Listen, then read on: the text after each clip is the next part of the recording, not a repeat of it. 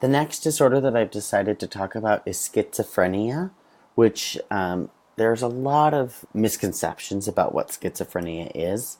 And here I've provided a detailed definition of what schizophrenia looks like. But it's really just a chemical imbalance that affects a person's perception of reality. So they can hear things or sometimes even see things that are not real.